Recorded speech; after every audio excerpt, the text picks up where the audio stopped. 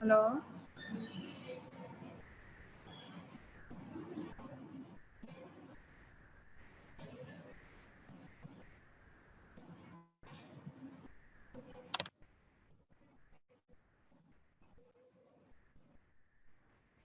Hello, ji. Assalamu alaikum. I just gave you 7 minutes to settle down and to regain your energy. Okay? Because I knew that you were having your medicine lecture. I hope you are listening to me, huh? Can you hear me? Okay, ji. Today, you must be knowing that we finished with our gynae and ops topics or syllabus yesterday. Not yesterday, in the last lecture. So now we are going to just revise it.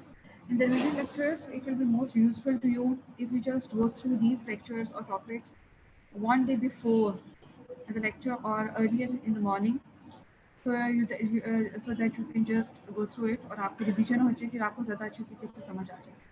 ठीक है. अच्छा जी, सबसे पहले हम बात करते हैं history की कि हम ऑप्स की हिस्ट्री से लेते हैं. एक तो ये बेटा कि आप लोगों का जो क्लिनिकल साइट पे है इन्फेक्शन बहुत से लोगों को हुआ ही नहीं है बिकॉज ऑफ दिस पैंडमिक. तो ये आपके लिए ज़्यादा बेटर है कि अगर आप हिस्ट्रीज को भी समझ लें क्योंकि जाहिर बात है एग्ज़ाम का भी कुछ फाइनल नहीं है कि एग्ज़ाम का क्या होता है. तो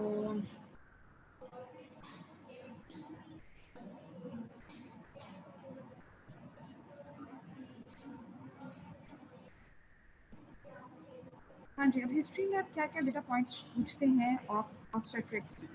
जस्ट टू रिवाइज कि ऑब्स्टेट्रिक्स का क्या मतलब है. Obstetrics means all the study और anything related to pregnancy. Anything related to pregnancy. जब भी कोई खातून प्रेग्नेंट होती है और हम उसके बारे में बात करते हैं तो वी से we are dealing with obstetrics.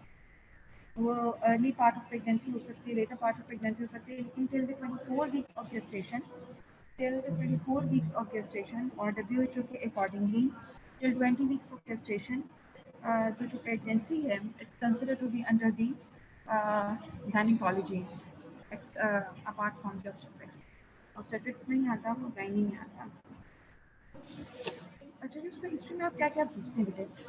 History में सबसे पहले पेशेंट का नेम आ जाता है, एज है, wife of is very important कि एक ही नाम की कुछ पेशेंट्स होती हैं. तो अगर आपको वाइफ ऑफ पता हो तो उसके आप जो है वो फाइल सेपरेट कर सकते हैं या आपकी जो इन्वेस्टिगेशन होती हैं वो मिक्स नहीं होती हैं. ठीक है जी.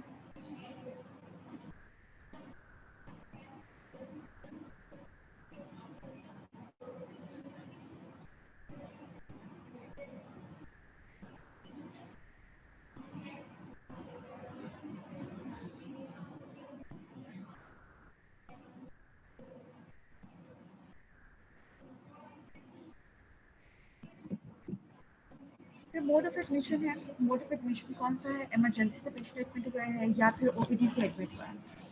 It's very important. इससे पता चलता है कि इमरजेंसी कितनी है, अर्जेंसी कितनी है पेशेंट को डील करने की उसका या उसकी ट्रीटमेंट की. Because you have to categorize और प्रायोरिटाइज करना होता है if you have many patients in labour या इन ओपीडी. तो मोड ऑफ एडमिशन है, फिर उसका एड्रेस क्या है, कहाँ से आए. If you want to follow the patient address is very important.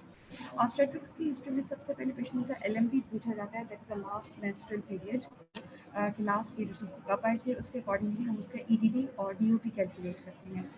EDD is estimated estimated date of delivery.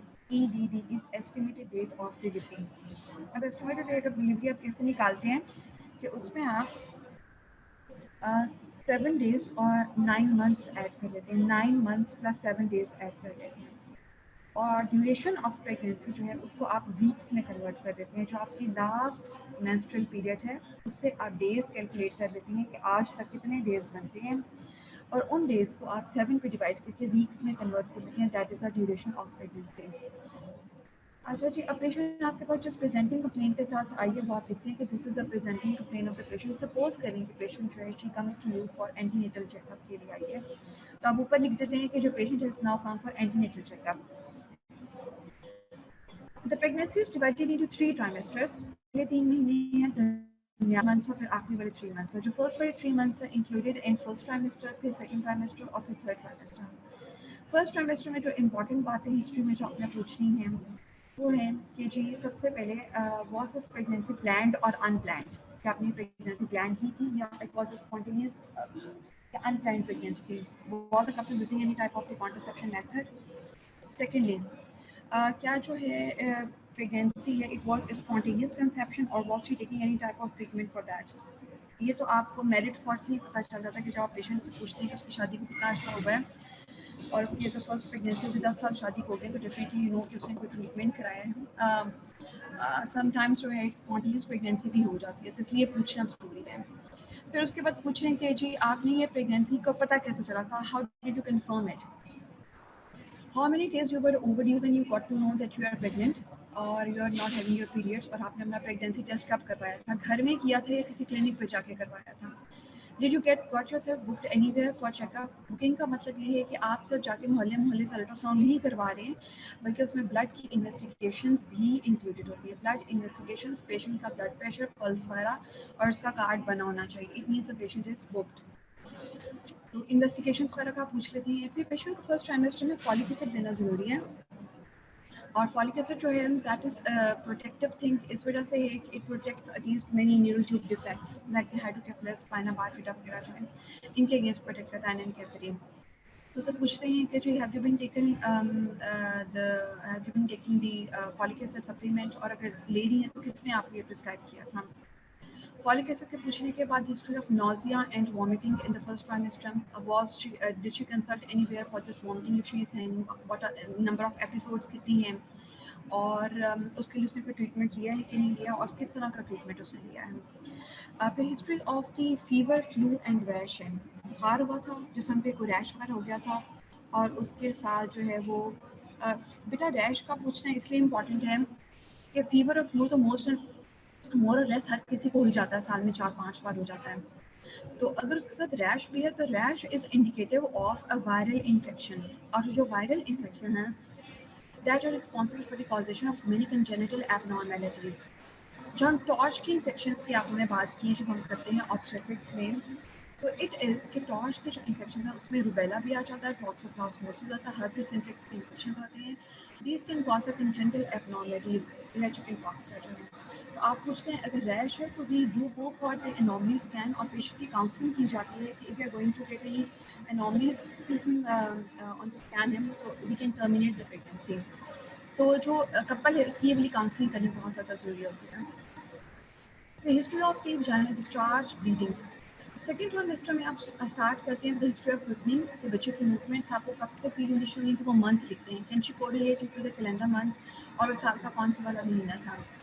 Second बात कौन सी है, सेकेंड में आपने पूछा क्या क्या आपने कोई अल्ट्रासाउंड वगैरह करवाया था। Sorry I just forgot to tell you कि फर्स्ट ट्राइमेस्टर में आप डेटिंग स्कैन आप पूछते हैं क्या आपने कोई अल्ट्रासाउंड करवाया था, और वो उसमें उन्होंने क्या बताया था आपको, was it reassuring. Second trimester में आप एनॉमली स्कैन कराते हैं जो कि अराउंड अबाउट 18 से 20 वीक्स किया जाता है, और उसमें से पूछते हैं कि जी वॉज इट रीअश्योरिंग, उन्होंने आपको क्या बताया था डॉक्टर साहब ने कि अल्ट्रासाउंड आपका बिल्कुल ठीक था, उसमें किसी किस्म का कोई मसला तो नहीं था। अच्छा, और उसके अलावा ये है कि सेकेंड ट्राइमेस्टर में ask about the normal movements के बच्चे की हरकत आपको महसूस होनी शुरू हो गई, ठीक महसूस हो रही है।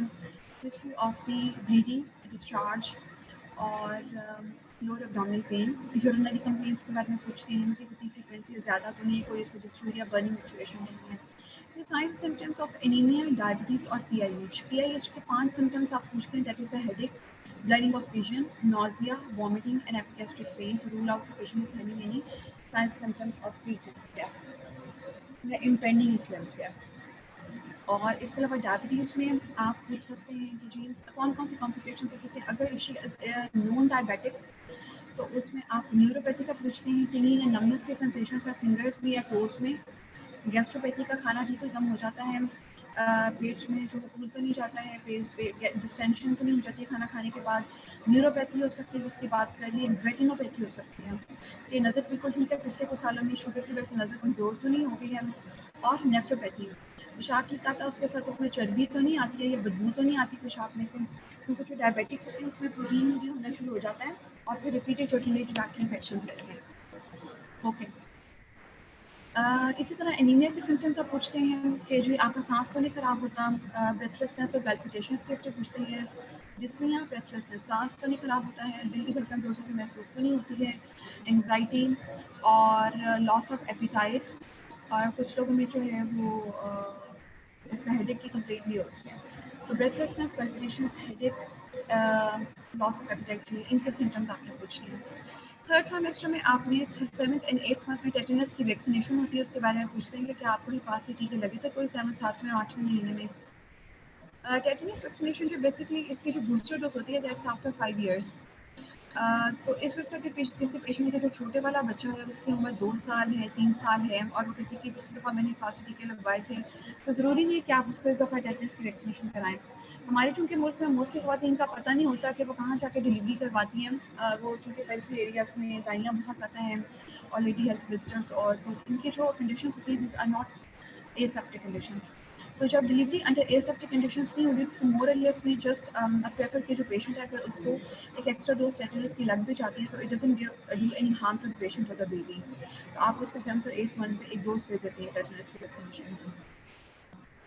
ये सेकंड ट्राइमेस्टर वाले सारे सिम्टम्स आप रिपीट करते हैं कि बच्चे की हरकत कब से महसूस होनी शुरू हुई, ठीक महसूस हो रही है, हिस्ट्री ऑफ यानी डिस्चार्ज है, bleeding, and about the signs and symptoms of PIH, that is a pregnancy induced hypertension, diabetes की, और फिर एनीमिया के बारे में पूछते हैं।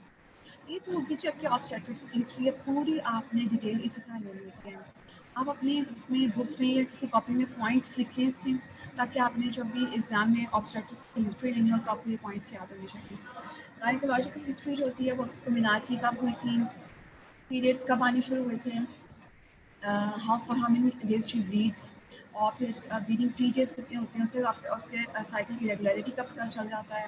हिस्ट्री ऑफ डिस्मेनोरिया का, डिस्पेरिनिया का पूछते हैं, history of intermenstrual bleeding, post coital bleeding, history of the contraception if the couple was practising any type of the contraception before this pregnancy, या means in between the pregnancies की बात कर रहे हैं या बिफोर दिस प्रेगनेंसी। हो सकता है कि ये एक जो एक्सीडेंटल प्रेगनेंसी हो the couple was using any type of the contraception to prevent it. अच्छा, और इसके अलावा फिर आप पूछते हैं कि जी पैप स्मेयर का पूछते हैं, and pap smear being taken ever or not from the cervix. तो ये होती है आपकी गायनोलॉजिकल हिस्ट्री। अगर आपके ऑब्स्टेट्रिक्स की हिस्ट्री है, ऑब्स्टेट्रिक्स हिस्ट्री मीन था कि पहले कितने बच्चे हैं उसके, अगर तो ये फर्स्ट प्रेगनेंसी है ज़ाहिर बात है तो obstetrics history is not significant. तो अगर लेकिन इसके पहले 5-6 बच्चे हैं या 2-3 बच्चे हैं, उनकी पूरी डिटेल इज़ वेरी इंपॉर्टेंट। सबकी डिटेल बहुत इंपॉर्टेंट है। सपोज इट शी इज़ डेवडा 6, पैरा 5 है, तो जो पैरा 5 है उसके 5-6 बच्चों की डिटेल, तो सपोज करें कि हम लिख रहे हैं इसमें the first baby is a baby boy, baby boy तो ना कि the first baby is a boy, he is 9 years old, age कितनी है, अलाइव, हेल्दी है, ब्रेस्ट फेड है, वैक्सीनेटेड है कि नहीं है। फिर was he born at full term pregnancy पे डिलीवरी हुई थी उसकी, या प्री टर्म तो नहीं हुई थी, और फिर डिलीवरी कहाँ पर हुई थी, घर में हुई थी या हॉस्पिटल में हुई थी। वो नॉर्मल डिलीवरी थी या नहीं, मैंने अभी चेंज नहीं किया। और इसमें जो है वो हाँ जी, डिलीवरी जो है वो नॉर्मल थी या सिजेरियन सेक्शन था। फिर उसमें ब्लीडिंग डिलीवरी के बाद कोई कॉम्प्लिकेशंस तो नहीं हुई थी, बहुत ज़्यादा ब्लीडिंग तो नहीं हुई थी। अगर सिजेरियन हुआ था तो उसमें एनेस्थीसिया कौन सा मिला था, what was the type of anaesthesia, कोई ब्लड ट्रांसफ्यूजन तो नहीं हुई थी। फिर इसके अलावा ब्लड ट्रांसफ्यूजन के बाद आप पूछ सकते हैं कि अगर कैथेटर डला था तो वो बहुत दिन रिटेन तो नहीं रहा था, इससे पता चलता है कि कोई ब्लड इंजरी तो नहीं होगी थी सिजेरियन के दौरान में। इसी तरह हम पूछते हैं कि जी antenatal, intrapartum and postpartum complications का, प्रेगनेंसी के दौरान, डिलीवरी के दौरान और फिर डिलीवरी के बाद किसी भी किस्म की कोई कॉम्प्लिकेशन तो नहीं हुई थी, उसके बारे में पूछ लेते हैं। तो ये सारी बातें आपने हर बच्चे के बारे में पूछनी है और उसकी डिटेल लिखनी है। अगर कोई मिसकैरेज हुआ तो कितने मंथ्स पे मिसकैरेज हुआ था, और उसमें मिसकैरेज हुई उसकी उसकी डिटेल की, उसमें ब्लीडिंग हुई थी या पेन होना शुरू हो गई थी, और उसकी भी डीएनसी हुई थी कि नहीं हुई थी, उसकी हिस्टोपैथोलॉजी की रिपोर्ट आपके पास अवेलेबल है या नहीं है। Everything has to be documented in the history. अच्छा जी, ये तो भी आपके इसमें मैंने आपको इन शॉर्ट बता दिया है कि प्रेजेंट प्रेगनेंसी की आपकी हिस्ट्री कैसे लेनी है, आपने गायनिकोलॉजिकल हिस्ट्री कैसे लेनी है, आपने जो पिछले वाले बच्चे हैं या जो पिछली प्रेगनेंसी थी उनकी हिस्ट्री कैसे लेनी है। पिछली वाली जो प्रेगनेंसीज हैं उनकी हिस्ट्री इसलिए बहुत ज़्यादा इंपॉर्टेंट होती है। हो सकता है उसके पास कोई भी अलाइव इशू, उसकी प्रेशर्स प्रेगनेंसी है, आपने उसके अकॉर्डिंगली उसको डील करना है। हो सकता है पिछली वाली प्रेगनेंसी में उसके प्री टर्म सारे के सारे बच्चे थे एंड तो कोई अलाइव है नहीं, तो फिर इस वाली प्रेगनेंसी में बहुत ज़्यादा हाई रिस्क है कि वो प्री टर्म में जा सकती है। अगर पिछली दफ़ा PPH था तो इस दफ़ा 15 to 30% रिस्क दोबारा उसको PPH हो सकता है।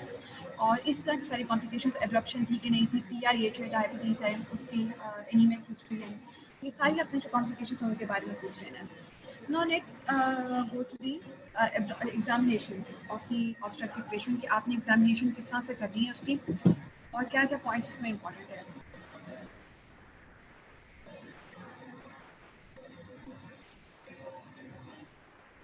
And so what is the importance of abdominal examination?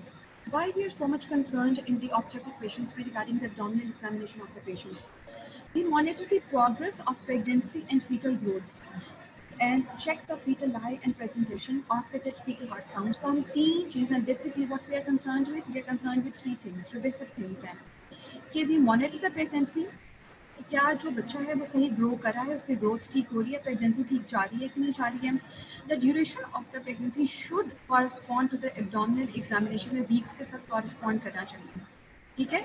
The duration of the pregnancy जो आप डेट्स निकालते हैं it should correspond with the abdominal examination findings. Check for the fetal lie and presentation. Fetal lie इस वजह से देखना important है कि उसका इस वक्त बच्चे का लाई क्या है। अगर टर्म के करीब होता है तो बच्चा तो definitely it effects are mode of delivery. अगर बच्चा ब्रीच है या ट्रांसफर तो डेफिनेटली हमें उसका सिजेरियन सेक्शन करना होता है। तो लाई इज़ वेरी इंपॉर्टेंट और उसकी प्रेजेंटेशन क्या है और बच्चे की हार्ट साउंड कि बच्चा is alive or not. What does it include? Measurement of fundal height. सबसे पहले हम फंडल हाइट देखते हैं इसमें। Assessment of fetal lie and presentation, assessment of fetal movements, auscultation of fetal heart sounds, inspection for scars, and other relevant abdominal findings. अच्छा जी, आप सबसे पहले जब भी आपने मेडिसिन में अगर किसी की रोटेशन हुई है, सर्जरी में हुई है, आप abdominal एग्जामिनेशन जब भी करते हैं, you always stand at the foot end of the patient. Patient को प्रॉपरली एक्सपोज किया जाता है। ऑब्स्टेट्रिक के पेशेंट्स ने जीटी स्टर्नम से लेके take mid thigh, xiphisternum से लेके मिड थाई तक आपके पेशेंट को एक्सपोज करना है, उसको कवर भी करना है उसके थाइस को और ऊपर से। और पेशेंट जिससे पहले काउंसलिंग की जाती है, उससे कॉन्सेंट ली जाती है कि मैं आपका माइनर करना चाहती हूँ। It's winter season, you should properly rub your hand on और warm them before touching the feet. और अगर मेल डॉक्टर हैं तो definitely the presence of the female chaperone is very important है। किसी स्टाफ नर्स को खड़ा कर सकते हैं, किसी फीमेल डॉक्टर को खड़ा कर सकते हैं, उसके किसी रिलेटिव को बुला के खड़ा कर सकते हैं जिन्होंने इसका मुआयना करना है। अच्छा, इंस्पेक्शन सबसे पहले करती हैं। 4 कॉम्पोनेंट्स होती हैं एग्जामिनेशन के palpation, inspection, then palpation, then percussion, and then we have the observation. So inspection, we look at the abdomen, so what is the contour of the abdomen, pregnancy है उसका abdomen प्रोट्रूडेंट और उसकी जो है symmetry है कि नहीं है, एसिमेट्रिकल abdomen तो नहीं लग रहा। Are there any scar marks present? अगर प्रीवियस कोई सिजेरियन हुआ तो उसका स्कार होगा, पेनिनस्टील स्कार होगा जो सुबह के ऊपर। अगर पेनिसेक्टमी हुई है तो राइट आइडियोफॉसा में उसका एक ऑब्लिक स्कार होगा। इसके अलावा कोई और सर्जरी हुई है, पेनिसेक्टमी हुई है तो राइट अपर क्वाड्रेंट प्लेन उसका स्कार होगा। तो इस इंस्पेक्शन पे आपने स्कार्स का देखना है, उसमें any abnormal pulsation, visible veins और अम्बलाइकस की पोजीशन क्या है, इज इट इन्वर्टेड और ईवर्टेड। ये आपके आ जाती है सारी इंस्पेक्शन के पॉइंट्स हैं। कभी कभी बच्चे की मूवमेंट्स भी आपको इंस्पेक्शन के निकालते हैं।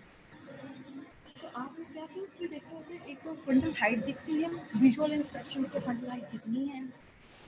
आपको लाइट सारी बातें देखने पे तो पता नहीं चलता, एग्जामिनेशन पे ही आपको पता चलेगा। हम सब भी इंस्पेक्शन की बात करते हैं। प्रिपरेशन कैसे करनी है? Ensure privacy.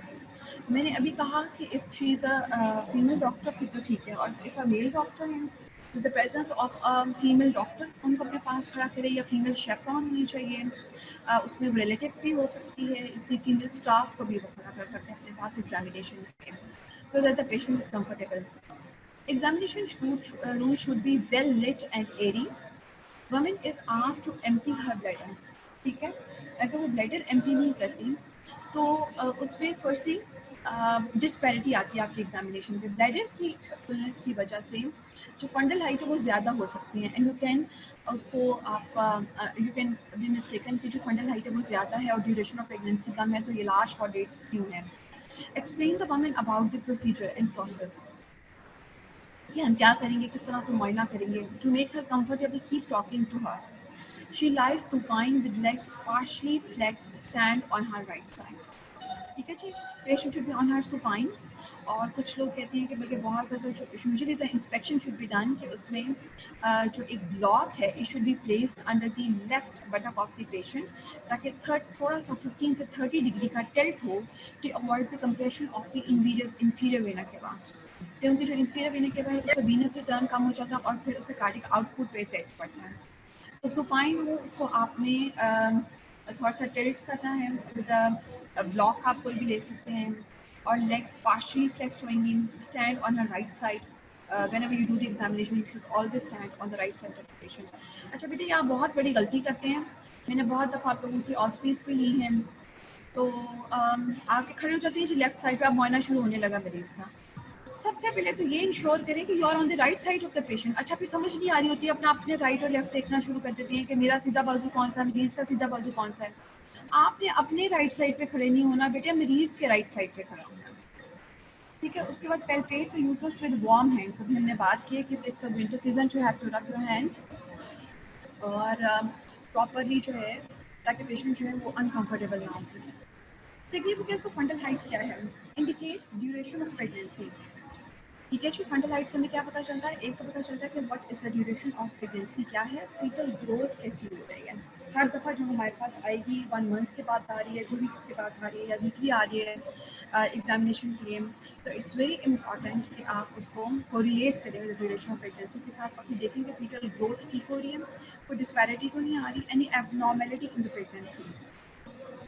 सर बड़ा तो नहीं लग रहा बच्चे की, कोई और आपको लाइकर ज़्यादा तो नहीं लग रहा है, कम तो नहीं लग रहा है, एस्टिमेटेड वेट कितना है, बच्चा बड़ा तो नहीं लगता आपको साइज पे, या कम तो नहीं लग रहा है, अंडर वेट तो नहीं है बच्चा।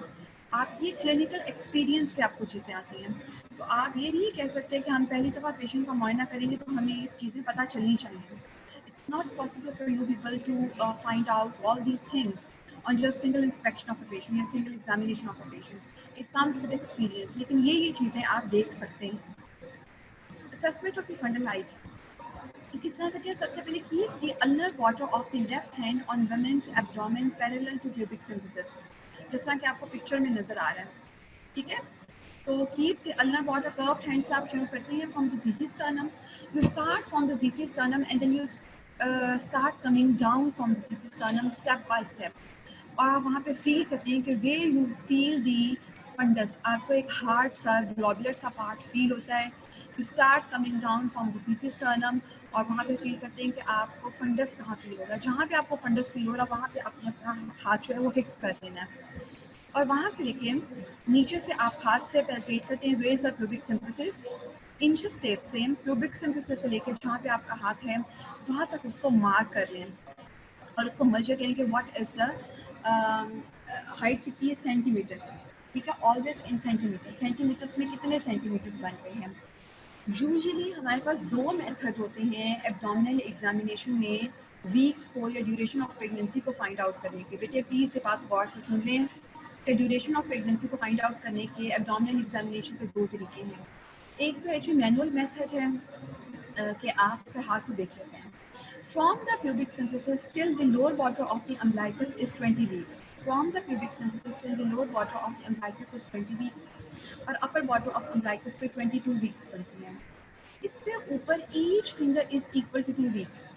Pubic symphysis से लेकर umbilicus के lower border तक 20 weeks होते हैं, ये फिक्स है, ठीक है। जब भी फंडल हाइट umbilicus तक होगी just 20 weeks, अगर upper border of umbilicus तक है just 22 weeks, और इससे ऊपर each finger is equal to 2 weeks। जहाँ तक आपने अपना अल्नर कॉर्ड रखा हुआ है वहाँ तक देखिए कि आपकी कितनी फिंगर्स एकोमोडेट होती हैं, और each finger is one equal to 2 weeks, तो आप उसके अकॉर्डिंगली उसकी ड्यूरेशन ऑफ प्रेगनेंसी कैलकुलेट कर सकते हैं कि इतने वीक्स हैं, ठीक है। दूसरा तरीका ये है कि जहाँ पे अपना अपना अल्नर बॉट ऑफ हैंड रखा हुआ है वहाँ से लेके प्यूबिक सिम्फिसिस तक आप इंच टेप से मेजर कर लें इन सेंटीमीटर्स। तो जितने सेंटीमीटर्स हैं it corresponds to weeks in pregnancy, जितने सेंटीमीटर्स हैं it corresponds to pregnancy in weeks, इतने वीक्स की प्रेगनेंसी है। So start from xysternum and gradually proceed towards pubic symphysis, lifting the hand between each step till a bulge or resistance of uterine fundus is felt. Mark the level of the fundus. Measurement of fundal height, इसमें एक थोड़ा सा different method लिखा हुआ है, please इससे अपने आप को कंफ्यूज मत करें, अपने आप को कंफ्यूज मत करें। मैंने आपको एक तरीका बता दिया है कि फंड अम्लाइकस तक 20 वीक्स हैं, अपर बॉर्डर पे 22 वीक्स हैं, उससे ऊपर each finger is equal to 2 weeks, each finger is equal to 2 weeks. और अगर आपने इंच स्टेप से मेजर करना है तो जहाँ पे अपना अल्नर बॉर्डर है वहाँ से लेकर प्यूबिक सिम्फिसिस तक मेजर करें सेंटीमीटर्स में। It always correlate corresponds to the pregnancy in weeks. यहाँ पे एक नया मेथड लिखा है कि divide the abdomen by an imaginary line passing through umbilicus. ठीक है जी। Now divide the lower abdomen in 3 parts with 2 equidistant lines between the pubic symphysis and the umbilicus. अच्छा, ये उन्होंने लगाई है कि जी ये 16 वीक्स हो जाएगा, फिर उसके बाद 20 वीक्स हो जाएगा और उसके बाद ये वाला जो 24 वीक्स का उसने umbilicus में मार्क कर दिया है। Divide the upper abdomen into 3 parts again with 2 imaginary equidistant lines पे, जिसपे 28 वीक्स है, फिर ये 32 वीक्स है और ऊपर वाला 36 वीक्स है, between the umbilicus and the sternum. Measuring fundal height. Measure the distance from the upper border of the pubic symphysis along the uterine curvature to the top of the fundus with a tape. Gestational age in weeks corresponds to the fundal height in centimeters from 24 weeks to 30 weeks. ये 30 weeks नहीं, 36 weeks तक है या 38 weeks तक, term तक है। Refer to the medical officer or with referral slip if disparity between the fundal height and gestation age is more than 3 centimeters. अगर आप पेशेंट का एग्जामिनेशन कर रहे हैं और आपको लगता है कि इसकी मैंने ड्यूरेशन ऑफ gestation जो कैलकुलेट की है उसमें और फंडल हाइट एग्जामिनेशन में 3 वीक से ज़्यादा की डिस्पैरिटी है, फंडल हाइट या तो ज़्यादा है या कि 3 सेंटीमीटर कम है, तो पेशेंट को हमेशा रेफर करें to further consultation with specialist. No increase या फिर if there is no increase in fundal height in the subsequent visit, 2 हफ्तों के बाद आई है, महीने के बाद आई है, तो refer to the specialist. What are the reasons for fundal height more than the period of gestation? अब क्या क्या causes क्या क्या हो सकती हैं large for the gestation age की और small for the gestation age की? Causes क्या हो सकती हैं? अगर तो fundal height ज़्यादा है duration of gestation से, it might be that the wrong date of LMP, the patient is not sure of her last menstrual period और वो आपको गलत dates बता रही है। फुल ब्लैडर मैंने अभी बात की है थोड़ी देर पहले। मल्टीपल प्रेगनेंसी, अगर ट्विन प्रेगनेंसी है, ट्रिपलेट प्रेगनेंसी है तो उसमें फंडल हाइट हमेशा ज़्यादा होती है। लार्ज बेबी किस में होता है? बेबी कॉन्स्टिट्यूशनली भी बड़ा हो सकता है। अगर मदर जो है उसकी बिल्ड बहुत बड़ी है, अगर जो फादर है उसकी बिल्ड ज़्यादा है, वो लंबा चौड़ा सा है, तो जाहिर पता बच्चा भी उसकी भी फिजिक उसी तरह की होती है। और इसके अलावा क्या हो सकता है? डायबिटिक्स जो है, अगर अनकंट्रोल्ड डायबिटीज़ है, it is called macrosomic baby. Macrosomic baby और माइक्रोसोमिक बेबी के आगे डिफरेंशियल डायग्नोसिस में कुछ चीज़ें आ जाती हैं। तो आप हमेशा इसको फाइंड आउट करते हैं कि what is the cause of this large gestation age baby. Baby क्यों बड़ा है? बिकॉज ऑफ द डायबिटीज़ की वजह से हो सकता है। पॉलीहाइड्रोमियोस में 90% केसेस में it is idiopathic, the cause is not known, but it could be because of the uncontrolled diabetes, क्योंकि जो इंक्रीज लेवल ऑफ ग्लूकोज है, it imbibes water, it retains water. तो जब वो वाटर को रिटेन करता है because of the osmolar effect वजह से, तो the amount of like is increased. Hydrocephalus हो सकता है, इस वजह से duration of gestation fundal height ज़्यादा आ रही है, बच्चे का सर बहुत बड़ा है, सर में पानी है। हेरिडिटी फ्रॉम मोल में भी the फंडल height is always larger than the duration of gestation, क्योंकि उसमें वेसिकल्स बन जाते हैं। ये पार्शियल मोल भी हो सकता है और कंप्लीट मोल भी हो सकता है।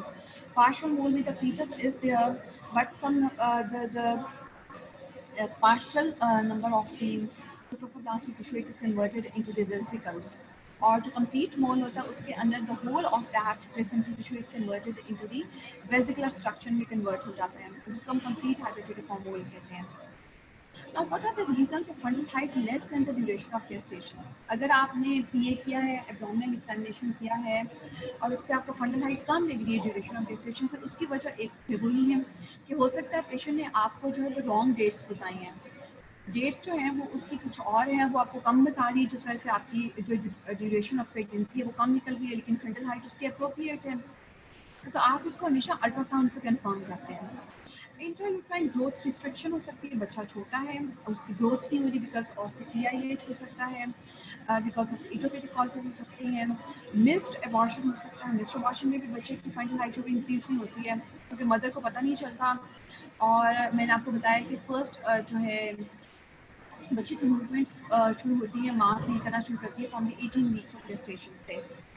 तो उससे पहले तो जाहिर बात है मदर को नहीं पता चल रहा होता कि baby is alive or not. अगर बच्चा नहीं है और उसकी कार्डिक एक्टिविटी खत्म हो गई है तो दैट इज जब उसकी फंडल हाइट इंक्रीज नहीं होगी। इंट्रायूट्राइन डेथ हो सकती है और ट्रांसफर स्लैब हो सकता है। ट्रांसफर स्लैब में भी फंडल हाइट हमेशा कम होती है।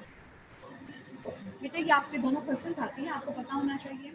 इसमें डिफरेंशियल डायग्नोसिस पूछा जाता है। एक आपको SPQ दे देते हैं कि जी fundal height is large for gestation age है, तो what is the differential diagnosis बताएं, या स्मॉल फॉर gestation एज है और उसकी डिफरेंशियल डायग्नोसिस बताएं। अच्छा, fetal lie and presentation की बात करते हैं। Examine after 32 weeks of pregnancy.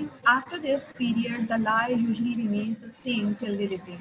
Usually remains the same, लेकिन change भी हो जाता है lie क्योंकि बेबी कीप्स ऑन मूविंग, आप अपनी डायरेक्शंस और पोजीशन चेंज करता रहता है। Palpate for fetal lie and presentation. Lie क्या है, बच्चे की, और फिर प्रेजेंटेशन क्या है। बेटा लाई और प्रेजेंटेशन दो डिफरेंट चीज़ें हैं। लाई का मतलब है the longitudinal axis of the baby to the longitudinal axis of the uterus. lie is the longitudinal axis of baby to the longitudinal axis of the uterus. अगर तो बच्चे का वो पैरेलल है जिसका मतलब है लॉन्गिट्यूडनल लाई है, और अगर पैरेलल नहीं है और वो एट राइट एंगल पे है इसका मतलब है कि वो ट्रांसवर्स लाई है। और फिर प्रेजेंटेशन हो सकती है उसकी। प्रेजेंटेशन का मतलब है कि the part of the baby which is present in relation to the lower uterine segment. ठीक है, what is the presenting part, क्या ये प्रेजेंटेशन, क्या उसका केफेलिक प्रेजेंटेशन है, ये बीच प्रेजेंटेशन है। The part of the baby that is present in relation to the lower uterine segment is called the presentation और presenting part of the baby. Normal lie is longitudinal with cephalic presentation. Usually sir नीचे होता है और बटक ऊपर होती है because the बटक is slightly larger as compared to the head, और वो जो फंडल एरिया होता है यूट्रस का it's larger as compare to low uterine segment. Allah ताला ने एक नेचुरल निज़ाम बनाया है कि जो बटक्स होती हैं वो उसमें जाके और उसको फिलअप कर देती हैं, उसमें अकोमोडेट हो जाती हैं। Abnormal lie and presentation should be referred to the fetal referral unit with referral slip. और एक्सपेक्टिंग something abnormal, आपको लगता है कि इसकी लाई ठीक नहीं है, लॉन्गिट्यूडनल नहीं है, इसकी प्रेजेंटेशन ठीक नहीं है, इट्स अ ब्रीच प्रेजेंटेशन और इट्स ट्रांसवर्स प्रेजेंटेशन है, लाई है और उसकी और प्रेजेंटेशन आ रही है, तो फॉरन उसको पेशेंट को फीटल रेफरल यूनिट में रेफर करना है।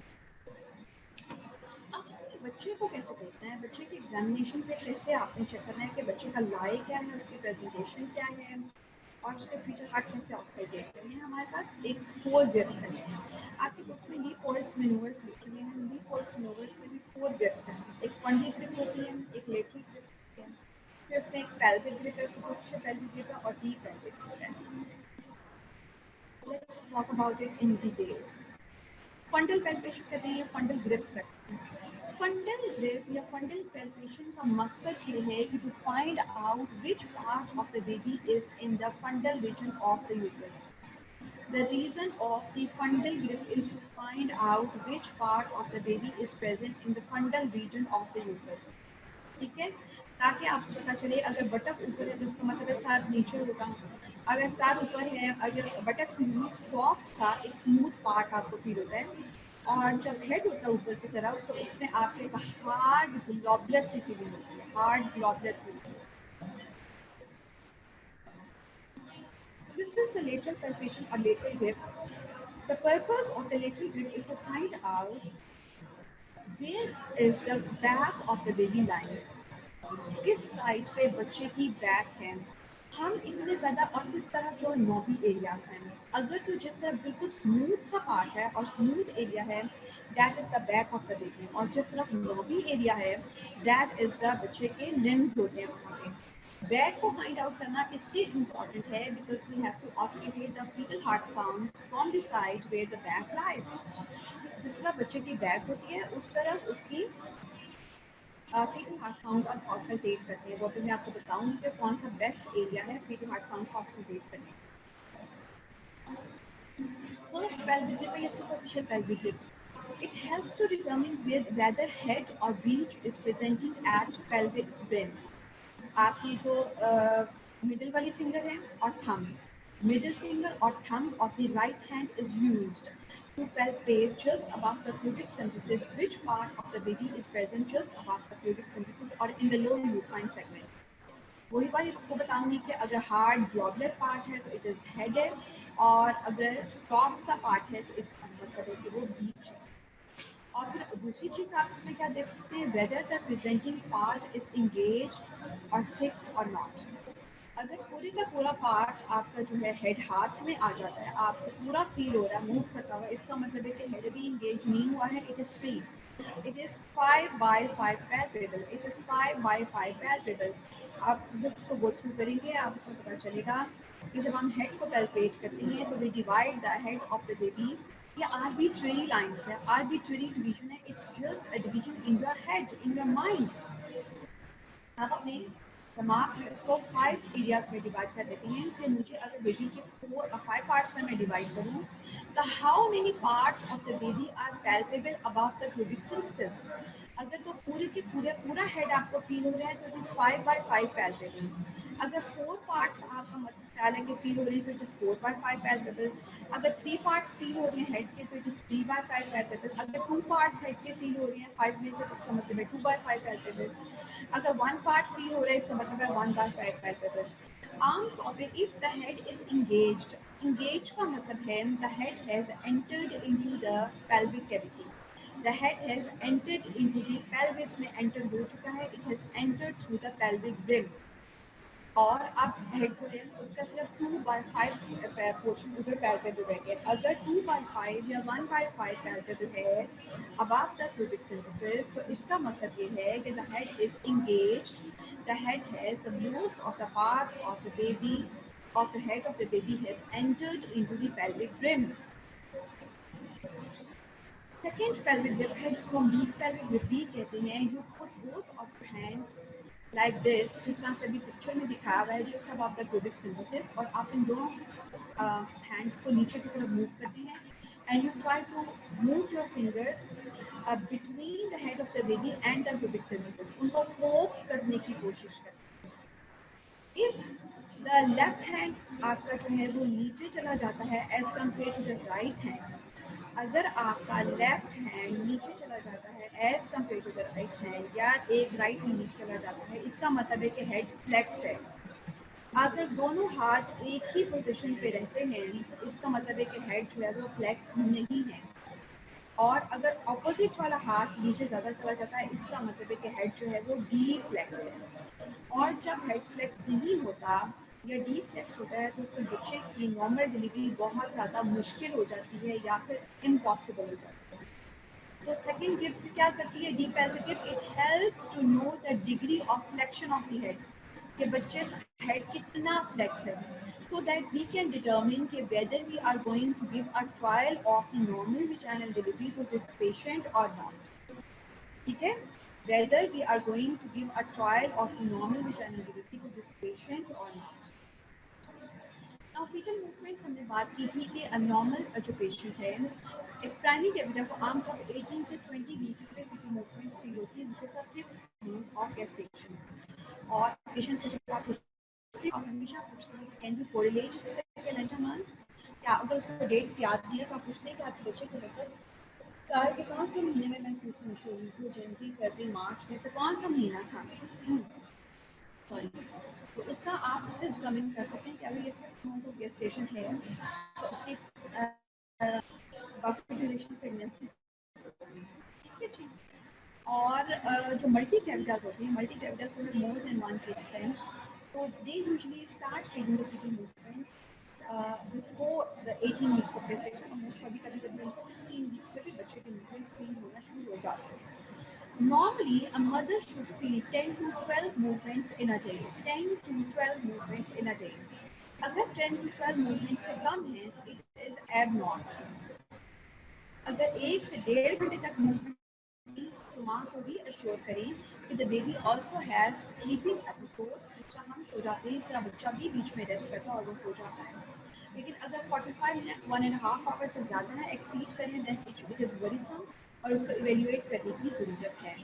अगर पेशेंट को है कि मुझे 2-3 दिन से या पूरे एक दिन से बच्चे की मूवमेंट्स फील ही नहीं हुई हैं, so it is very important to rule out intrauterine death of the baby, intrauterine growth retardation, कि बच्चा क्यों मूव नहीं कर रहा, इसकी कॉज को फाइंड आउट करने की ज़रूरत है। सिमिलरली अगर जो है वो बेबी की मूवमेंट आपको बताया कि कम महसूस हो रही है, हाँ, टूवर्ड्स द टर्म, वैसे से बच्चा as the baby is growing, the number of movements of the baby increases with the increasing duration of gestation. But after 32 to 34 weeks of gestation, after 32 to 34 weeks of the gestation, चूंकि lighter Aahista Aahista कम हो जाता है और baby का size बड़ा हो जाता है, the baby doesn't have enough space in the uterine cavity to move. तो relatively I am using the word relatively बच्चे की मूवमेंट पहले के मुकाबले में कम हो जाती है, ठीक है, बट एटलीस्ट 10 से 12 मूवमेंट्स रहती हैं। सो क्या है इसमें,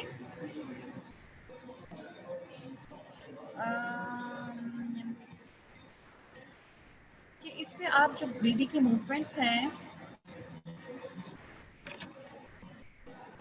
the fetal movements are a reliable sign of the fetal well-being, and these are the fetal felt around 18 to 20 weeks of the gestation and felt early in the multi-gavita than the primigavita. Normally 10 to 12 fetal movements should be felt by the pregnant woman in a day. Decreased fetal movements may be an indication of the fetal distress. Pattern of fetal movement may change prior to the delivery due to the reduced space. If the fetal movements are absent or not felt, consult the specialist or the doctor.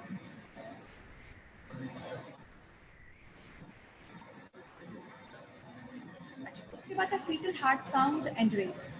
Fetal heart sound is heard जब आपने palpation कर लिया, पहले आपने inspection की है, फिर आपने palpation कर ली है, बच्चों को चिल्ला कर देख लिया है, इसमें चूंकि परकशन नहीं होती है, इस वजह से fetal heart sounds लास्ट में आ जाती है। हमने auscultation करी है, बच्चे के heart sounds को सुना है, तो fetal heart sound is heard per abdomen by stethoscope और फीटोस्कोप आफ्टर 24 वीक्स ऑफ प्रेगनेंसी के बाद आप स्टेथोस्कोप से या फीटोस्कोप से सुन सकते हैं। Normal fetal heart rate is between 120 to 160 beats per minute. If it is less than 120 beats per minute or more than 160 beats per minute, it is abnormal and it should always be ruled out. Indicates a fetal distress and calls for referral. Confirm that you are listening to the fetal heart sound and not maternal pulse. It is very important. कभी कभी ऐसा होता है कि patient आपके पास आती है और आईयूडी होता है, लेकिन आप कहते हैं कि हमें तो fetal heart sound तो ईसीजी की मशीन पर सुनाई दे रहे हैं, लेकिन वो fetal heart sound नहीं होते, वो maternal pulse होती है, तो आपको थोड़ा सा डिफरेंशिएट करना है। Auscultation कैसे करें? यूज ऑफ फीटोस्कोप और स्टेथोस्कोप बेस्ट हर्ड। अगर बच्चे की जो बैक है वो किसी भी तरफ है, तो ऑलवेज जो फीटल हार्ट साउंड होते हैं, अगर इट इज केफेलिक प्रेजेंटेशन, अगर बच्चे की केफेलिक प्रेजेंटेशन है, तो जो फीटल हार्ट साउंड्स हैं they are best heard on a midline between the umbilicus and the anterior superior iliac spine. Best heard on a place which is which is the middle space या mid space है between the umbilicus and the anterior superior iliac spine से अगर आप एक line draw करें, if you draw a line between the umbilicus and the anterior superior iliac spine, तो उसके middle position पे आपको head की जो fetal heart sound है बच्चे के वो best feel होगा if it's a cephalic presentation. और अगर beach presentation है तो fetal heart sound is heard just above the umbilicus. And always count the fetal heart sound for full 1 minute. ठीक है जी। Best heard on the side of the back of the fetus. हमने पहले भी बात की थी कि हम बच्चे की बैक को डिटर्मिन करने में इतने ज़्यादा इंटरेस्टेड क्यों हैं, जस्ट टू बिकॉज जिस तरह बैक होती है उस तरह बच्चे की हार्ट साउंड को ऑब्जर्वेट कर सकते हैं। In Verdin's presentation, fetal heart sound is best heard midway between the line joining the umbilicus and the anterior superior iliac spine on the side of the back. In Green's presentation, fetal heart sound is heard above the umbilicus. Count the fetal heart sound for full 1 minute, or which should be between 120 to 160 beats per minute. Actually, it's a suspicion of the multiple pregnancy on abdominal examination. इस वक्त आपको ये suspicion होगा कि कुछ multiple pregnancy हो सकती है, ट्विन प्रेगनेंसी हो सकती है या फिर ट्रिपलेट हो सकती है. An unexpectedly large uterus for the estimated gestation age. You are doing the abdominal examination and you find out कि जो fundal height है वो the duration of gestation से बहुत ज़्यादा है. मल्टीपल फीटल पार्ट्स फील हो रहे हैं, बजाय कि एक तरफ बैक फील होने के आप देखते हैं कि दोनों तरफ आपको नॉबी पार्ट्स फील हो रहे हैं या मल्टीपल फीटल पार्ट्स आपको फील हो रहे हैं. एब्डोमिनल पैल्पेशन में fetal heart sound is heard at more than one place. आपको एक से ज़्यादा जगह पे फीटल हार्ट साउंड जो है वो ऑस्कल्टेट हो रहे हैं. तो तीन चीज़ें हैं, एक तो large for the gestation fundal height है, मल्टीपल फीटल पार्ट्स हैं और fetal heart sound is heard at more than one place. Refer the government fetal referral unit with referral slip and arrange for institutional delivery. To summarize, हमने abdominal examination पे क्या क्या चीज़ें लिखी हैं. Abdominal examination is done to find out the fundal height कितनी है. We start assessing the fundal height with the left quarter or with the ulnar quarter of your left hand, starting from the episternum and start coming down and stop where you feel the globular part of the uterus, and then you measure it either with the help of an inch tape till the pubic symphysis, or you use the manual or the rough planter. That is the 20 weeks of gestation till the umbilicus, and then each finger is equal to 2 weeks above the umbilicus. Then you assess the fetal lie and presentation with the help of the Leopold's maneuvers.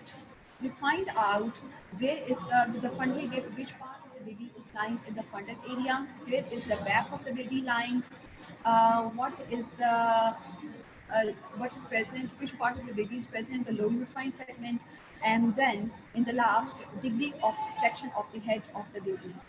Then you heard determine the fetal movements, fetal heart sounds, you oscillate for 1 minute, and any other abdominal findings. And thank you very much. With this, we have come to the end of the lecture. It was just a revision क्योंकि मैंने कोशिश की कि मैं आपको अच्छी तरह से बता दूँ. इसको अच्छी तरह से बेटा गो थ्रू करें. This is the basic thing. ठीक है, बेसिक थिंग है, ये आपको आनी चाहिए. और आपने जब भी आपसे कोई क्वेश्चन पूछा जाता है ऑब्स्टेट्रिक्स में, तो वी ऑलवेज स्टार्ट, उसकी जो आखिर में एक एससीक्यूज जब दिए जाती हैं, तो दे ऑलवेज से कि how are you going to manage this patient. तो जब आप मैनेजमेंट करते हैं तो उसमें पेशेंट की हिस्ट्री भी आती है, उसमें एग्जामिनेशन फाइंडिंग्स भी आएंगी, उसमें इन्वेस्टिगेशंस भी आएंगे और उसमें ट्रीटमेंट भी आएगा. तो it always starts with history. तो हिस्ट्री वाले पॉइंट्स जो उससे रिलेटेड हैं वो तो आपने लिखने ही लिखने हैं. ठीक है जी. So here we come to the end of the lecture. Thank you very much, and thanks for listening to me patiently. Okay, ji. Allah Hafiz.